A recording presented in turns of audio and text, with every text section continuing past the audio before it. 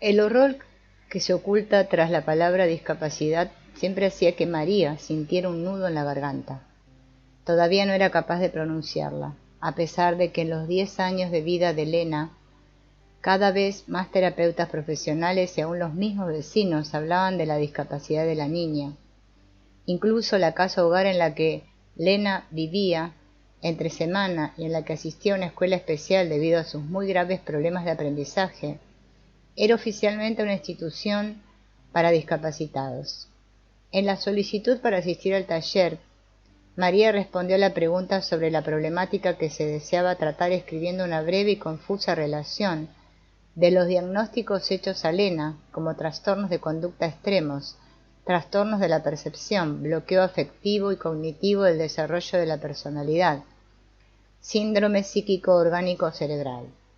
Tales diagnósticos todavía no provocaban la alerta máxima del miedo. Todavía se podía pretender que no se trataba de algo definitivo. Ese bloqueo tan terrible aún podría desaparecer si se le descubriera y se eliminara con terapia. Hellinger pregunta: ¿qué van a tratar? El tema principal es nuestra hija Lena. Es muy rara y de un trato tan difícil que el año pasado el médico dijo que debíamos internarla en una institución especializada. Y Hellinger pregunta: ¿cuál es la rareza? La mujer dice: es un espectro muy amplio. Comenzó con retrasos en su desarrollo. Es prácticamente imposible educarla y no reacciona conmigo como estaba yo acostumbrada a que lo hicieran mis otros hijos. Hellinger pregunta: ¿qué número de hija es? Y la mujer dice: la tercera. Hellinger pregunta: ¿pasó algo en su nacimiento? Fue por cesárea, igual que los otros. Hemos buscado mucho las posibles causas. Hay algunas cosas que podrían considerarse. Por ejemplo, durante el embarazo tuve contracciones desde el 5º mes. Durante el nacimiento en sí no pasó nada. Tuvo ictericia de recién nacida y una lesión cardíaca. La tuvimos que internar inmediatamente en el hospital pediátrico. Desde el principio hubo suficientes sobresaltos. Se hablaba de una operación de corazón. Después, en contra de la voluntad de los médicos, me la volví a llevar conmigo, porque tuve que guardar cama por más tiempo. Ellos querían que se quedara en el hospital pediátrico por la ictericia. Cuando las dos nos dieron de alta, siguieron los problemas en casa, porque no podía tragar bien, hasta que nos dimos cuenta que era por el chupón de la mamila. Después vino el siguiente sobresalto, porque la enfermera había dicho que si no aumentaba de peso, tendríamos que volver a internarla en el hospital. Y no estaba aumentando de peso, hasta que descubrimos que era la báscula la que no funcionaba. Meros incidentes tontos, pero a mí me parecieron señales de que algo no andaba bien con la niña. Yo tenía miedo de que pudiera morir o de que algo le pasara, sin que hubiera una causa concreta para ello. Hellinger pregunta: ¿cuántos años tiene ahora? 10 años. ¿Y cuántos hijos tienes en total? 3. Antes de Lena tuve un aborto espontáneo. ¿En qué mes? Exactamente a las 12 semanas. ¿Hubo algún niño que hubiera nacido muerto? Mío, no. ¿Tu esposo o tú tuvieron alguna relación anterior estable? No, nos conocimos muy jóvenes. Bueno, dice Hellinger, vamos a constelar a ver el sistema actual, es decir, tú, tu esposo y tus 3 hijos. ¿Cómo se siente el esposo? Me quiero ir, ellos no me interesan. La representante de la mujer dice: yo tampoco me siento bien, me gustaría colocarme entre mi hijo y mi primera hija. Hellinger pregunta: ¿cómo se siente la primera hija? La primera hija dice: veo todo desde lejos y no me preocupa lo que pasa. Hellinger pregunta: ¿cómo se siente el hijo? El segundo hijo dice: estoy alterado, el corazón me late muy fuerte, pero por lo demás no me interesa mucho lo que pasa, estoy vuelto hacia mí mismo. Hellinger pregunta: ¿cómo se siente la menor? Y la tercera hija, representante de Lena, dice: me siento electrificada, tengo taquicardia y siento las piernas como inquietas. Hellinger le dice al público: esto es lo que siente la verdadera Lena. Lena camina sin parar de aquí para allá, intranquila. Hellinger le pregunta al marido: ¿tú cómo harías la constelación? Y el marido constela y configura. Hellinger le dice a los representantes: ¿cambió algo? El representante del marido dice: me siento todavía más alterado y me quiero ir. La representante de la mujer dice: no me siento a gusto aquí, todavía me quiero ir. La primera hija dice: así me siento mejor, porque todos están juntos. Y el segundo hijo dice: me siento más seguro, tengo una relación muy estrecha con mi hermana mayor. La tercera hija, la representante de Elena, dice: me siento igual, solo que ahora además estoy muy triste. Hellinger le pregunta al marido: ¿qué pasó en tu familia de origen? Y el marido dice: mi mamá tuvo una hija que nació muerta, y mis otros 2 hermanos también murieron. Hellinger pregunta: ¿tú qué número de hermano eres? Soy el tercero. ¿Qué fue lo que pasó? Mi hermana mayor nació muerta. El hermano que le sigue se quemó con café y murió después de tétanos. Mi hermana menor se cayó en una cubeta y se ahogó. Hellinger dice: eso es tremendo, vamos a constelar ahora los 3 muertos. La hermana mayor, el hermano que sigue y la hermana menor. Y le dice al público: por lo que hemos visto hasta ahora, podemos partir de que la alteración en Lena tiene también causas sistémicas. Ella siente todo esto con gran precisión y tiene una función específica dentro de esa dinámica. Hellinger le pregunta al representante del marido: ¿qué cambió? El representante del marido dice: quiero ir con ellos. No me puedo desprender de la mirada de mi hermana mayor y quiero caer junto a mi hermano. Se deja caer en dirección al hermano. Hellinger le pregunta a la tercera hija: ¿y tú cómo te sientes? La tercera hija, representante de Elena, dice: estoy más tranquila y empecé a calentarme, pero del lado izquierdo aún me siento inquieta. Hellinger le dice al público: el padre quiere ir con sus hermanos muertos. Y le dice al marido: ¿has tenido algún intento de suicidio? No, dice él. ¿Has pensado en ello? No. Bueno, quizá cuando estaba en la pubertad, pero nunca más desde esa época. Hellinger le dice al público: esta imagen nos dice algo más acerca de lo que está pasando aquí. Él quiere salir, voy a hacer un experimento. Le dice al representante del marido que salga de la habitación y cierre la puerta tras de sí. Hellinger le pregunta a la tercera hija: ¿cambió algo? Y ella dice: estoy un poco más tranquila, pero siento como si todavía no acabara de llegar. ¿Estás mejor o peor?, le pregunta la representante de la mujer. Un poco mejor, ya no tiemblo tanto, pero todavía me siento intranquila, como si no tuviera piernas. El segundo hijo dice: yo me siento más inquieto, sobre todo en las piernas. La primera hija dice: tengo la sensación de que se han formado 2 bandos. Ya no es un grupo, falta el eslabón que los une. Hellinger coloca a los hermanos a la izquierda de la madre, por orden de edad.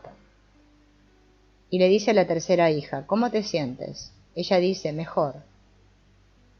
Se dirige hacia el matrimonio y le dice: la tercera hija impide que el padre muera. Se hace un silencio. Ambos miran interrogativamente. Hellinger le dice al hombre: esto tiene sentido para ti. El marido encoge los hombros y niega con la cabeza. Pues en principio no, en realidad soy una persona positiva, no soy depresivo ni nada. Hellinger dice: vi tu rostro, me diste la señal. ¿Sí?, pregunta el marido. Asentiste ligeramente cuando lo dije. A la mujer le pregunta: ¿tiene sentido para ti? Y la mujer dice: para mí sí. Ahora entiendo mejor las cosas que antes. Antes no las pude comprender bien. No está del todo presente, siempre tengo que decirle las cosas: piensa en esto, haz lo otro. Olvida cosas importantes para la familia, y eso me asusta, siempre quiere irse. Eso de que quiera morir no tiene tanto sentido para mí directamente, pero su conducta sí podría ser una cierta fase previa. La mujer se dirige a su esposo y le dice: me vas a perdonar que diga esto aquí, pero bebe demasiado, se embriaga con frecuencia, con demasiada frecuencia. Hellinger dice: todo apunta en esa dirección. Bueno, tráiganlo de regreso.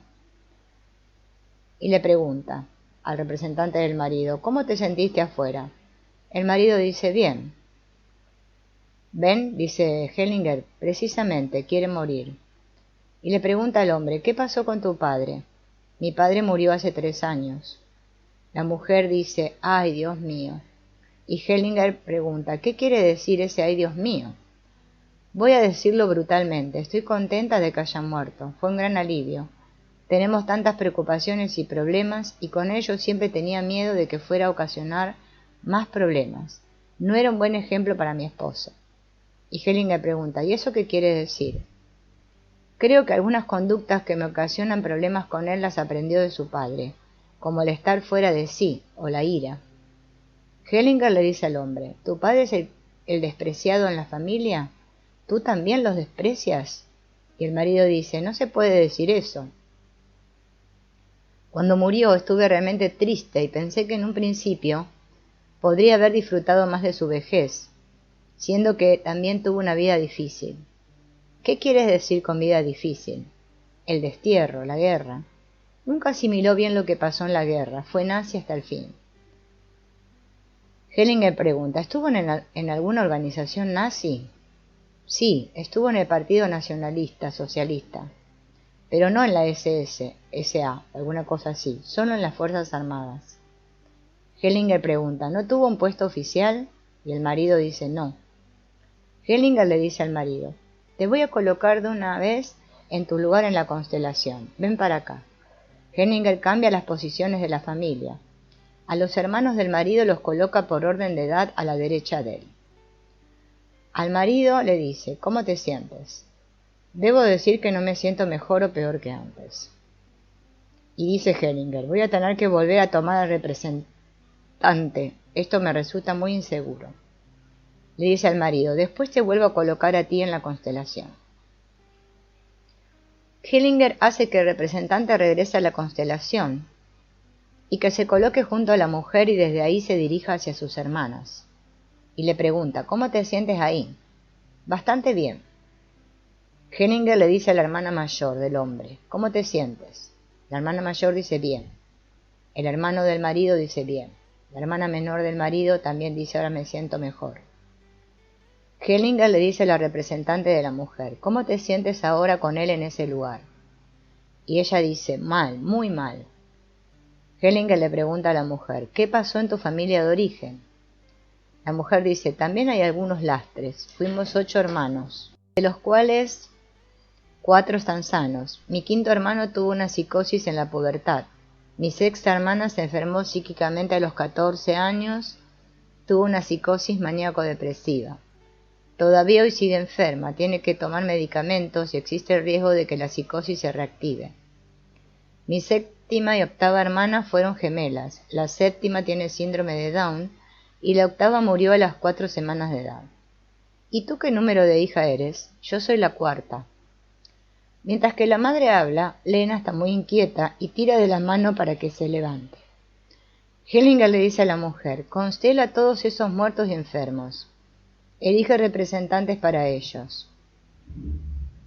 Hellinger elige representantes para sus hermanos menores y cambia la posición de la familia.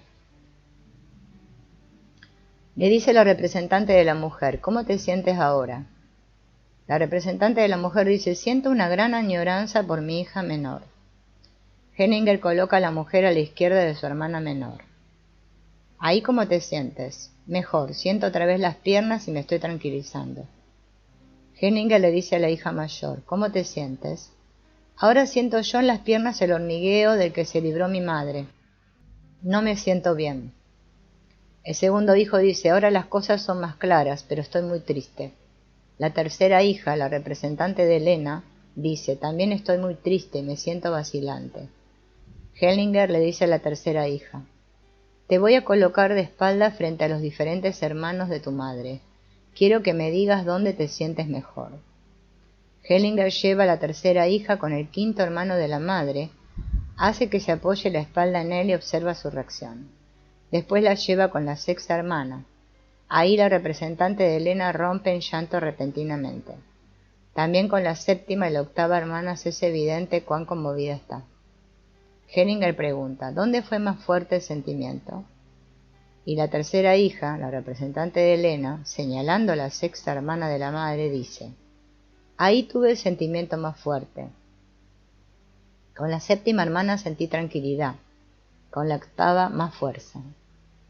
Hellinger vuelve a tomar tu lugar en la constelación, le dice al representante del marido.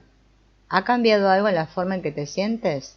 Y él dice, siento un fuerte hormigueo en todo el cuerpo y estoy confundido. Me sentí muy atraído hacia mi hija menor, pero esa sensación cedió ante la confusión.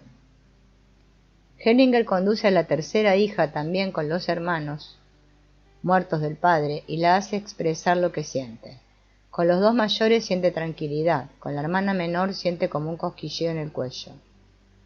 Pero sigue siendo más fuerte el efecto que experimentó con la hermana de la madre.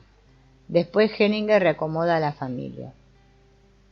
Hellinger hace que la representante de la mujer tome la representante de Lena por la mano y que ambas se inclinen ante los hermanos enfermos. Hellinger le dice a la representante de la mujer, después de que se ha inclinado frente a su sexta hermana, dile a esta hermana, por favor, mira con ojos amorosos si ella está sana. La representante de la mujer dice, por favor, mira con ojos amorosos si ella está sana. Mientras que su madre dice esto, la representante de Elena está muy conmovida y llora. Hellinger le dice a la tercera hija, dile, por favor, mírame con ojos amorosos si me quedo con mi mamá. ¿Cómo se siente la sexta hermana de la mujer? Tengo la sensación de que tendría que enviarle muchísimo amor. Le dice a la tercera hija, ve con ella y abrázala muy fuerte. Después de un rato, le dice a la tercera hija, retrocede. ¿Cómo te sientes ahora? Y la representante de Elena dice, mejor. Hellinger hace que las representantes de la madre y de la hija se inclinen también frente a la séptima y la octava hermanas. Cuando la verdadera Lena se acerca, Hellinger le dice que acompañe a su representante y que se incline con ella. Antes de cada inclinación, Hellinger le explica de quién se trata. Por ejemplo, esta es la hermana enferma de tu mamá, fue gemela, y esta es la hermana gemela muerta. Después le dice a Lena que también puede inclinarse ante ella, ante la sexta hermana de su mamá.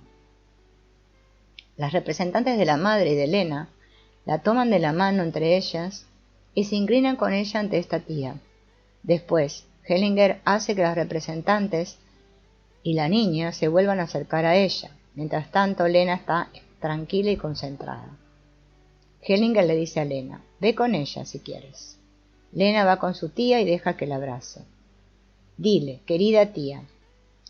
Las representantes de la madre y de Lena regresan a sus lugares. Lena se sienta junto a sus padres. Hellinger le dice a los representantes de los hijos de la pareja, ¿cómo se sienten ahora? Primera hija, todo esto me entristeció, pero ahora estoy más tranquila. Segundo hijo, sentí mucho calor. Ahora podría llorar, pero más bien de alivio. Tercera hija, yo también me siento mejor. Estoy más presente y más despierta. Hellinger le dice al representante del marido, ahora toma tú a tu hija de la mano e inclínate con ella frente a tus hermanos muertos. El representante del marido se inclina con su tercera hija frente a sus hermanos muertos. Cuando se inclina frente a su hermano se conmueve mucho. Dile, por favor, mira con buenos ojos si me quedo, con mi esposa y con mis hijos. El hermano del marido dice, sí, lo haré. Hellinger, después de que se han inclinado frente a la hermana mayor, le dice al representante del marido, ¿cómo te sientes? Y él dice, estoy contento. La tercera hija dice que se siente bien. Hellinger manda a sus lugares a los representantes del marido y de Lena. Después elige un representante para el padre del marido y lo coloca atrás de él. Mientras Lena se dirige obstinadamente hacia afuera. Pareciera que lo más importante ya hubiera terminado para ella. Hellinger le dice al representante del marido, ¿qué tal te sientes? Bien. ¿Y la representante de la mujer cómo se siente? Bien. Le dice al matrimonio, ¿qué dicen al respecto? No puedo decir nada, dice el marido. Veo que estás conmovido, eso es bueno, eso sana. ¿Y tú cómo te sientes? Le pregunta la mujer. Estoy emocionada, como si algo se hubiera puesto en movimiento y pudiera albergar esperanzas. Hellinger le dice a ambos, colóquense en sus lugares. Ahora toman su lugar en la constelación. Después Hellinger hace que el marido se coloque frente a su padre. Dile a tu padre, te concedo el honor que te mereces. Tú eres mi padre y yo soy tu hijo. ¿Qué tal se siente el padre con esto? Bien, dice. El marido retoma su lugar con la espalda hacia su padre. Ahora Hellinger hace que la mujer vaya frente a sus hermanos. Y le dice, míralos a todos y diles, yo soy su hermana mayor. Por favor, mírenme con buenos ojos si les va bien a mis hijos. Y si me quedo con mi esposo y con mis hijos. ¿Cómo te sientes? Me resulta particularmente importante con mi hermano. Él tiene una relación especial con mis hijos. Diles, miren con ojos buenos a mis hijos, para que les vaya bien. Los respeto como mis hermanos, cualquiera que haya sido su destino. Bueno, ahora regresa a tu lugar. Hellinger le pregunta a la tercera hija representante de Elena cómo se siente y ella dice que mejor, que se da cuenta de que el abuelo también es importante. Hellinger conduce a la representante de Elena con sus padres y hace que recargue la espalda en ellos. Ambos padres la toman suavemente de los hombros. Hellinger le dice al marido, diles, yo soy tu padre, me quedo contigo, y me alegrará que tú te quedes también. Ahora el marido muy conmovido dice, me alegrará que tú te quedes también. Y Hellinger ahora le pide a la mujer que les diga, yo soy tu madre, me quedo contigo, y me alegrará que tú te quedes también. Mi hija querida, ahora abrázala fuerte. La mujer toma a la representante de Elena en brazos, ambas lloran, conmovidas, también el hombre llora. Hellinger le pregunta a la representante de Elena cómo se siente. Ella dice que bien. Bueno, ahora colócate de nuevo junto a tus hermanos. Hellinger le dice a los padres, bien, terminamos. Y a la representante de Elena le dice, lo hiciste muy bien de verdad. Hellinger, después del receso, dice, aquí pudimos observar cómo uno de los hijos asume algo en representación de otro de los miembros de la familia. Esto puede ordenarse cuando salen a la luz los muertos y los que tuvieron un destino difícil, cuando se les puede mirar con amor y cuando ellos también nos pueden mirar de la misma forma. En su corazón deben presentarles y confiarles a sus hijos, entonces los niños serán libres. La mujer pregunta, ¿entonces cree usted que Elena todavía tiene una oportunidad de ser normal? Y el marido dice, hay que esperar. Hellinger dice, exacto. Le dice a la mujer, esa clase de pensamiento estorba más que ayuda. Si algo llegara a cambiar sería un regalo divino. Hay que tomarlo como tal, con humildad y esperar a que se dé. Te resultó difícil decir me quedo contigo. Mientras que no estés resuelta a hacerlo, la niña estará en peligro. Y este peligro proviene más bien de tu familia que de la de tu esposo. Por eso la niña estaría más segura con él. Y le dice al marido, te quiero decir algo con respecto a la bebida. La necesidad de beber aparece cuando el padre fue despreciado. El hijo entonces hace algo para que también se le desprecie. Es un acto de callado amor al padre. Si el padre es tomado en cuenta y se le honra, se puede dejar de beber, por así decirlo, para honrarlo, para que vea que todo volverá a estar bien. La mujer dice, usted dijo que el problema principal viene de mi familia. ¿Se refiere al desarrollo tan problemático de mis hermanos o a que yo veo equivocadamente las cosas? No entiendo bien. Hellinger le dice, tras tu pregunta se oculta una cierta forma de pensar, se busca una causa hipotética, porque si se tiene la causa, se tiene la solución, como si eso dependiera de la buena voluntad de las personas. Si hay voluntad, se supone que todo mejorará. Pero aquí estamos viendo algo totalmente diferente. Aquí los individuos están enredados sin que lo sepan. Tu esposo no es malo, tú tampoco eres mala. Se trata de un enredo, y este funcionará sin la influencia de nadie, mientras que no se le saque a la luz. Ahora está la luz. Ahora hay que dejar que esto se desarrolle. ¿Ya has oído del jardinero que después de plantar algo saca las plantas cada 5 minutos para ver si ya empezaron a crecer? La mujer dice sí. ¿Entendido? Sí. ¿A quién ama Lena? ¿A quién ama en secreto? ¿Cuál es el secreto de su amor? ¿Cuál es el sentido oculto de su discapacidad? Inmediatamente después de terminar la constelación, María repite desesperada la pregunta. Entonces, ¿cree usted que Lena todavía tiene una oportunidad de ser normal? Y Bergelinger contesta, esta clase de pensamiento estorba más que ayudar. Si algo llegara a cambiar sería un regalo divino. Hay que tomarlo como tal, con humildad y esperar a que se dé. Se dirige después al esposo de María, diciéndole otra vez lo de la bebida. El marido escucha y se siente tranquilo. La tempestad ha dejado de bramar en su alma. Pero la desesperación y la consternación de María van en aumento. ¿A qué viene el respeto al suegro? ¿Qué le convirtió la vida bajo el mismo techo en un infierno, con su compulsión por la limpieza, su manía por recoger cosas y su codicia? Ese hombre que jamás la aceptó como hija, a pesar de que ella, hasta sus últimas fuerzas, hizo todo lo que pudo por sus suegros, como si el dolor y el sufrimiento no fueran suficientes. Este hombre llegó todavía a colmar la medida, y su esposo nunca la defendió frente a su padre. Otra se hubiera derrumbado y se hubiera marchado. ¡Ay, Dios mío!, gritan sus entrañas.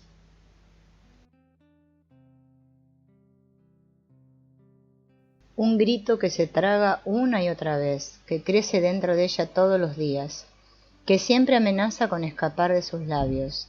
Ella sabe que el dique que contiene ese grito es frágil, y no puede arriesgar el valioso resto que aún le queda, sus 2 hijos sanos. Entonces tiene que aguantar, no se puede derrumbar. Tiene que mantenerse siempre erguida, aunque le duela el cuello del esfuerzo. Se traga la queja y suspira, pero durante la constelación no se pudo contener más. ¿Qué quiere decir ese ay, Dios mío?, preguntaba Hellinger.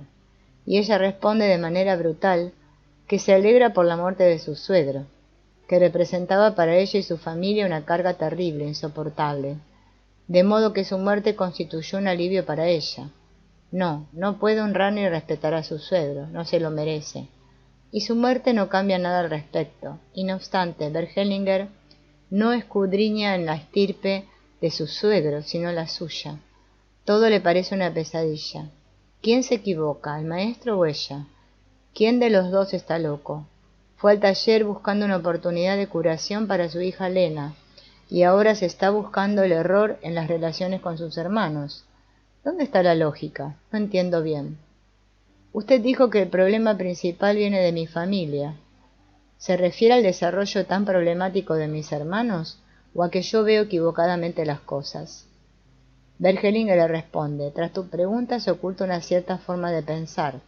Se busca una causa hipotética, porque si se tiene la causa, se tiene la solución. Como si pudiera leer sus pensamientos, Bergelinger la mira con calidez. Sus ojos, por lo general escrutadores, se tornan bondadosos y dice, ¿escuchaste? El jardinero, que después de plantar algo saca las plantas cada 5 minutos para ver si ya empezaron a crecer. María, antes de casarse, había esperado huir de la pesada carga familiar por medio del matrimonio. No obstante, María no se habría atrevido a buscar a un hombre que proviniera de una familia intacta. Seguramente la habría visto con desprecio. Entonces buscó a alguien como ella. Se casó con un hombre que se sentía igualmente devaluado. Ella se podía sentir fuerte, sí, más fuerte y resistente que su esposo. Con todo, había traído al mundo 2 niños sanos, un niño y una niña. Los 2 eran talentosos y hermosos. La salvación, la absolución de toda culpa, un regalo de Dios. Dios volvía a ver con buenos ojos a su hija María, y le concedía la dicha de esta tierra. Dios no le concedió a su propio hijo la dicha terrenal, sino que lo destinó al camino de la cruz, sobre la que se había clavado la pregunta, ¿para qué? No, ¿por qué?, como se ha traducido equivocadamente del hebreo. El ser humano no puede llegar con su intelecto al profundo y divino núcleo de la humanidad. mientras que se esfuerce por analizar con precisión su espacio vital tridimensional con base en su razonamiento lógico, calculando, sorteando y agrupando los elementos individuales, materialmente comprensibles y manteniendo el llamado sano escepticismo y el sentido de la realidad al interpretar estas relaciones, permanecerá en lo tridimensional. Y en ese plano la pregunta por el sentido de la ausencia del bienestar terreno permanecerá sin respuesta. Mientras que el afectado se siga preguntando por la culpa, no se podrá inclinar ante el destino y aceptarlo. Dice Bert Hellinger. También las investigaciones de Kluber, Rawls y Suchard, que se dedicaron a las crisis existenciales, llegaron a la misma conclusión, la eterna cavilación, las preguntas. ¿Tenía que pasar esto? ¿Y por qué precisamente yo? Las tentativas de huir del golpe del destino mantienen al afectado en una zona gris.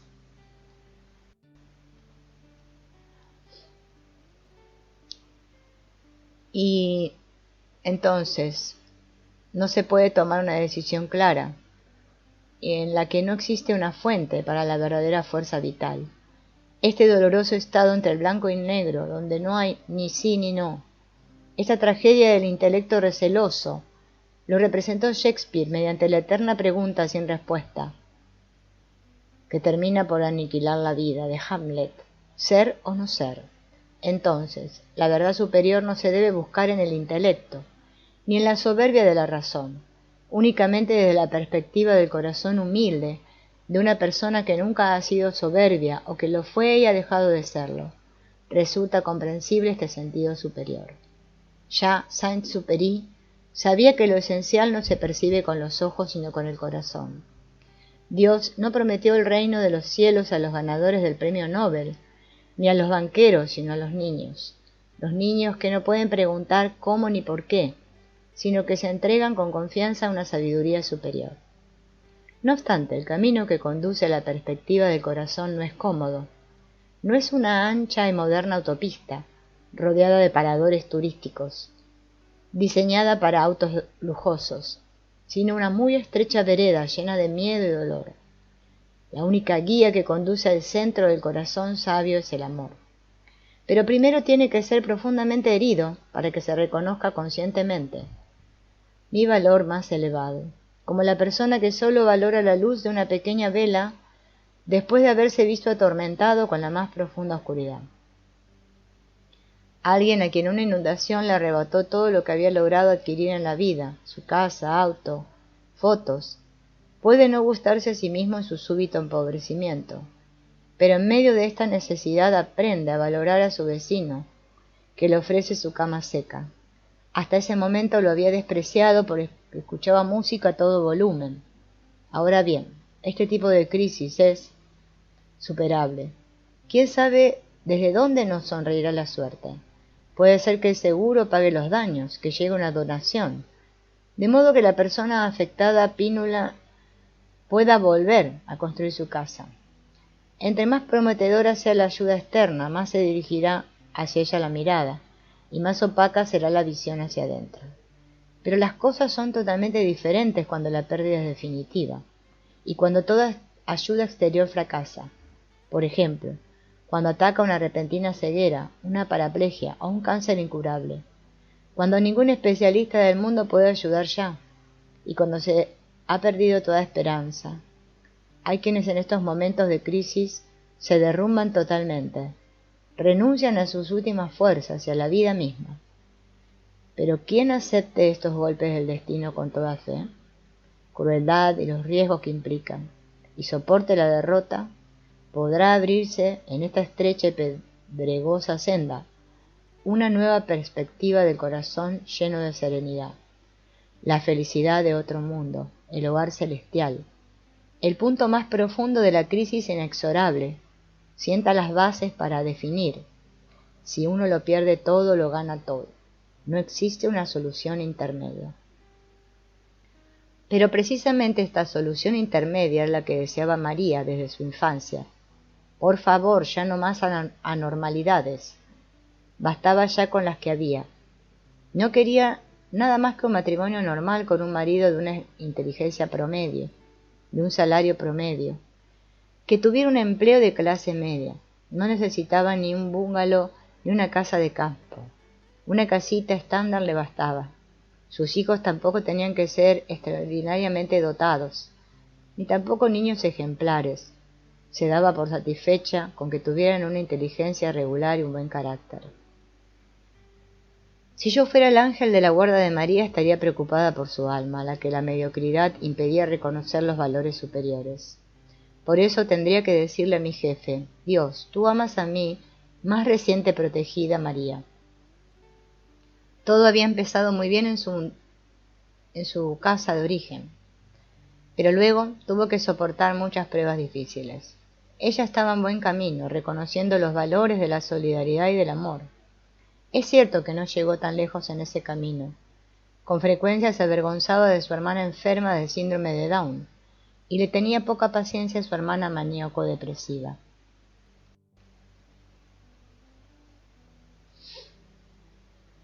Y entonces admitió que debió haber aprovechado mejor las oportunidades para practicar la humildad. En lugar de eso se refugió en su matrimonio y ahora está en su casita, echada como una gansa, bien cebada, con las alas cortadas. Pronto ya no recordará lo que significa caer para abajo y volar hacia arriba. Por favor, sométela a tu prueba más dura y aflígela con tu cruz. Haz por ella lo mismo que hiciste por tu hijo Job. Yo soy quien mejor sabe cuán difícil recibía llevar la cruz, contestará Dios, comprensivo, el ángel guardián de María. Le tengo a María un amor especial y por eso haré que lleve mi cruz. Su proceso de maduración es muy importante. Todavía tiene que hacer cosas trascendentes en su vida. Tú, ángel mío, la protegerás bien. Tú prepararás sus encuentros con personas importantes que le ayudarán a alcanzar el conocimiento. Como mi mensajera le mandaré una niña discapacitada llamada Lena. Gracias a esta niña, María tendrá la oportunidad especial de probar su amor y reconocer los valores verdaderos. Tendrá que abandonar su situación de mediocridad. Descubrirá dentro de ella su capacidad de amor que le permitirá amar a esta niña a pesar de todas sus deficiencias. También aprenderá a valorar de otra forma a su marido, cuyo amor también está poniendo a prueba. Los valores materiales te importarán cada vez menos y a cambio valorarás cada vez más la solidaridad humana. Tendrás que alejarte cada vez más de tu soberbia intelectual, pues para poder entender que tu hija discapacitada tiene que aprender su forma ingenua e infantil de sentir y de pensar. Así ella misma volverá a ser una niña, una de mis hijas, encontrará la entrada a mi mundo, que le está velada a muchas personas. María recibió con alegría la noticia de su tercer embarazo. Gracias a él pudo quedarse más tiempo en casa con sus otros hijos, a quienes disfrutaba enormemente. No le importaba renunciar temporalmente a su realización profesional. Finalmente su marido debía saber que la familia era su responsabilidad, que le debía importar más que una botella de cerveza. Ni una sola dificultad sería anuncio alguno como una gran calamidad. Solo una serie de pequeños problemas presagió el duro destino que les esperaba: las contracciones desde el 5º mes de embarazo, la ictericia, la falla cardíaca que hizo necesario hospitalizar a Lena y separarla de su madre, sus problemas para tragar, la báscula que no servía. Cada paso fue problemático y sin embargo parecía que todos los obstáculos podían ser superados, seguramente porque la niña era tan especial. Inmediatamente después de que nació por cesárea, la pequeña Lena llamó la atención por sus rasgos tan finos. Parecía tan sabia y tan bienaventurada, como si viniera de otro mundo, que una de las enfermeras dijo que había que bautizarla pronto, antes que regresara a ese otro mundo. Antes de ser llevada a la unidad de terapia intensiva, Lena fue mostrada por primera vez a su madre. Ninguno de sus otros 2 hijos la había mirado tan conscientemente, con sus enormes ojos llenos de atención, como esta niña tan peculiar. Así que esta eres tú, a ti me enviaron, a ti te elegí como madre, aquí estoy, gracias a mí aprenderás cosas importantes. Cuando por insistencia de María y en contra de la voluntad del médico en jefe, Lena fue dada de alta de la unidad de terapia intensiva y llevada a la cama de su madre, María la observó cuidadosamente buscando posibles señales de alejamiento. Pero Lena volvió a ver a su madre con la misma mirada profunda de la primera vez, como si la pequeña estuviera sellando su relación al tiempo que le decía: «No tengas miedo, mamá, las dos somos fuertes, no nos hundiremos, también lo malo lo vamos a superar juntas. Acepta la señal de mi fidelidad». A pesar de la mala racha inicial, el desarrollo de Lena durante sus 2 primeros años de vida transcurrió sin sobresaltos. Todas las fases de desarrollo parecían ser normales: sentarse a los 6 meses, gatear y decir las primeras palabras de 2 sílabas a los 9 meses, mamá, papá, la. Los primeros deseos expresados verbalmente, como beber y abajo, se presentaron aproximadamente al año y medio, y Lena era capaz de controlar sus esfínteres durante el día si se le sentaba de manera regular en su vacinilla. Pero algo no estaba del todo bien, presentía María, como madre experimentada que era, y ni los comentarios de su marido, que le restaban importancia a sus recelos. «Otra vez estás imaginándote cosas, María. Todo lo arruinas con tus dudas». Ni las opiniones del médico: «Querida señora, no todos los niños pueden ser Einstein». Empezó a notar los primeros atrasos en el desarrollo. La niña no hacía preguntas como «¿Dónde está papá?», no afirmaba la noción de yo y mío, ni tampoco hacía berrinches. Sus juegos se limitaban a simples manipulaciones como arrancar, aventar, hojear en catálogos sin interesarse particularmente por alguna ilustración. Tampoco le gustaba hacer garabatos. Sus 2 hijos mayores estaban mucho más avanzados a esa edad. La única habilidad que Lena dominaba a la perfección, pero en la cual María no veía ventaja alguna, era estar pegada a las faldas de su madre. Todo el tiempo se trepaba a su regazo y con una mano jugaba con el cabello de María, mientras se chupaba el pulgar de la otra mano. Era prácticamente imposible motivarla para que jugara. Y cuando se le hacían preguntas como «¿Dónde está?», no respondía con palabra alguna, ni haciendo señales por su cuenta, sino que tomaba la mano de mamá para señalar con ella. «Quiéreme, mamá, percíbeme, tengo una importancia extraordinaria para ti». Una niña muy rara. Recientemente los había sorprendido a todos con una acción increíble. Cuando la hermana menor de María fue a visitarlos después de haber estado en Italia, saludó con exuberante temperamento: «Buongiorno, buongiorno, amore mío». Y Lena, como un eco, repitió esas palabras, bien articuladas. María creyó que lo había soñado. Pero también otras personas lo oyeron. Desde entonces nadie más había oído a Lena decir algo parecido. ¿Era genial o especialmente dotada? ¿O era discapacitada y solo repetía palabras sin entender lo que decía como un loro? Su mirada era soñadora. ¿Alucinaba quizás calladamente? Tu mirada escrutadora duele, mamá. Cuando leo en tus ojos la duda de si me querrás o podrás amar, si no me desarrollo de manera normal, estalla en mí un dolor insoportable, de modo que no te puedo mirar, prefiero no escucharte. Me tengo que alejar de ti, y sin embargo más fuerte es entonces también el impulso de acercarme a ti. No te puedo perder, entonces me ato a ti como mejor puedo. Te jalo de los cabellos, trepo por tus jeans atándome a ellos. Pero, ¿por qué se comportaba así la niña? Quizás la consentimos demasiado. ¿Quién de nosotros cometió un error? ¿Se golpearía en la cabeza sin que nos hayamos dado cuenta? ¿Quién la dejó caer? ¿Mi esposo mientras estaba ebrio? ¿O uno de sus hermanos? ¿Algún insecto? ¿Le contagió un virus? Mamá, querida mamá, cada vez me cuestionas más. Te estás alejando de mí. El vínculo que nos une es cada vez más frágil. Yo quiero y tengo que ocuparme de que ese vínculo no se rompa, pero no a través de la vista y el oído. Tus miradas llenas de duda, tus preguntas y exigencias que no puedo cumplir son demasiado dolorosas para mí. Tengo que percibir y sentir el vínculo contigo, entonces utilizo mi sentido del tacto. Tengo que experimentar con hechos y enérgicamente que me perteneces, que me atiendes, que eres predecible. Típico de los autistas, evitan el contacto visual, Son aparentemente sordos, manipulan a las personas como si fueran objetos. Sí, así siente María que la trata Lena. Su desarrollo se estanca alrededor de los 2 años de edad, antes de que se establezca la conciencia de la identidad del yo. Una horrible sospecha cruza la mente y el corazón de María.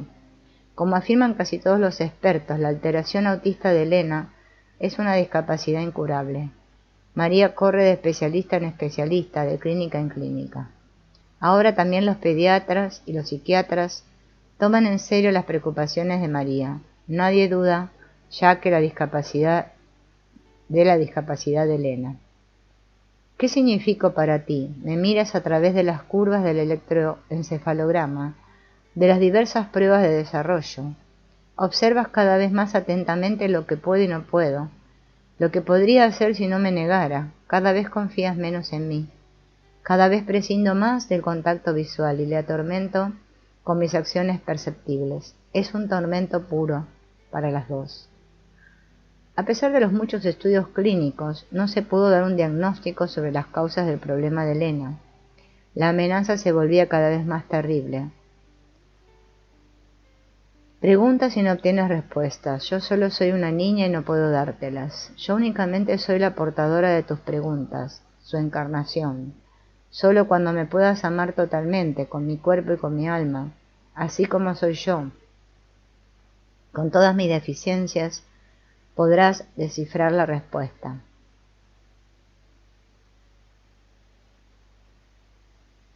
Pero María no quería y no podía preguntarse todavía por el sentido de su sufrimiento. Estaba tratando de evitar caer en el agujero más profundo. María esperaba que la terapia de contención restaurara el vínculo entre ella y Lena, de modo que la niña se volviera más dócil, y entonces estuviera más motivada para aprender, y que la discapacidad desapareciera. Debido a su excesiva preocupación, a María se le escapó lo esencial de la constelación. Se le escapó incluso lo que pensaba Bert Hellinger sobre el don de la percepción que tenía Lena. Podemos partir de que la alteración en Lena también tiene causas sistémicas. Ella siente todo esto con gran precisión y tiene una función específica dentro de esa dinámica. Sí, Lena ama a su tía, la hermana de su madre que enfermó de psicosis. Es a ella quien quiere recordar. Se está encargando de despertar el amor fraternal de su madre María, que tiene oídos y no oye, tiene ojos y no ve. Solo percibe su preocupación porque todo sea normal.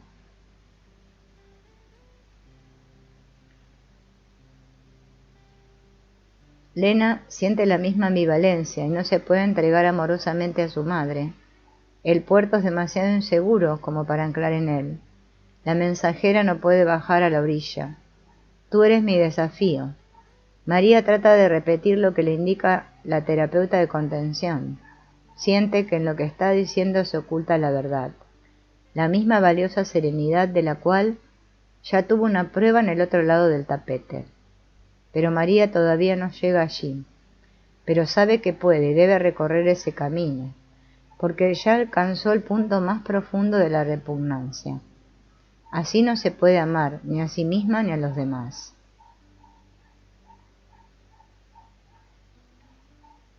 ¿De dónde sacas la fuerza, María, para soportar las particularidades de Lena, para lograr vivir fuera de la normalidad, para ser humilde? ¿Cuál es la fuente de tu fuerza?, le pregunto, y contesta, es el amor de Lena el que me da fuerzas, solo el amor, porque el amor es lo más grande que hay.